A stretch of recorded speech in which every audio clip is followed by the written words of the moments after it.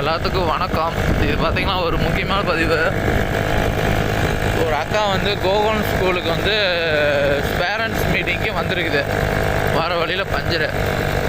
வண்டிக்காரங்க எனக்கு ஃபோன் பண்ணாங்க, தம்பி எங்கேப்பா இருக்க அப்படின்னு. ஆனால் நான் வாழைப்பாலம் இருக்கேன்னு. தம்பி அக்கா அந்த மாதிரி பஞ்சராகி நின்றுட்டுருக்காங்களாம், அப்படி பஞ்சர் ஓட்டி விடு அப்படின்னாங்க. நானும் சரிண்ணான்னு சொல்லிட்டு கொஞ்சம் ஒயர் ஒன்று வாங்க வேண்டியிருக்குது. ஒரு வண்டிக்கு பல்சருக்கு போன வீடியோவில் போட்டேன், அந்த வீடியோவை பாருங்கள்.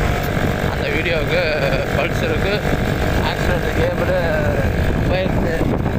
அந்த வண்டி வாங்க போனப்போ இது மாதிரி ஃபோன் பண்ணாங்க. நானும் சரிண்ணான்னு சொல்லிட்டு வரேன். நம்ம வண்டி டிவிஸு நம்மளை மீறிட்டு தான் போகிறாங்க, ஆனால் நம்மளால் போக முடியல. இந்த வண்டியை வச்சுட்டு ப்ராப்பராக கஸ்டமரை கூப்பிட்டா போயிட்டு நம்மளால் அட்டன் பண்ண முடியல.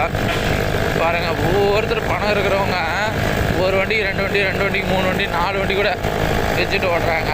ஆனால் நம்ம உழைக்கிறோம், கஷ்டப்படுறோம், ஓடிறோம். ஆனால் நம்மளால் ஒரு வண்டி வாங்க முடியல.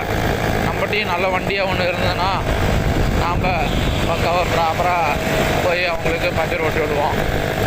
நம்மளுக்கு அமைஞ்சது இப்படி, அவங்களுக்கு அமைஞ்சது அப்படி. கோயம்புத்தூரில் ஒரு வண்டி ஆயில் மாற்றுவார், வண்டி சர்வீஸ் பண்ணுவார், கொண்டு போய் நிறுத்திடுவார்.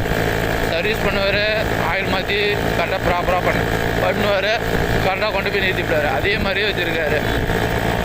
நம்ம ஓடுற முடியாரோம், எல்லாத்துக்கும் இதே வண்டி தான். ஆனால் நம்மளால் ஒரு வண்டி ஒன்று வாங்க முடியல. கடவுள் எப்படிலாம் அமைச்சிருக்காரு பார்த்தீங்களா நம்மளுக்கு. நம்மளாம் பிறந்தது வேஸ்ட்டு, ஏன்டா பிறந்தோம் அப்படிங்கிற மாதிரி இருக்குது. ஏன்னா நாய் மாதிரி ஓடுற முடியாரோம், ஆனால் நம்மளால் மேலே வர முடியல. ஃப்ரெண்ட்ஸ், இதுக்கோசரமாவது ஒரு லைக்கு, ஷேர், கமெண்ட் பண்ணுங்கள். மன உளைச்சலோடு பேசுகிறேன், பார்த்து பண்ணி விடுங்க ஃப்ரெண்ட்ஸ்.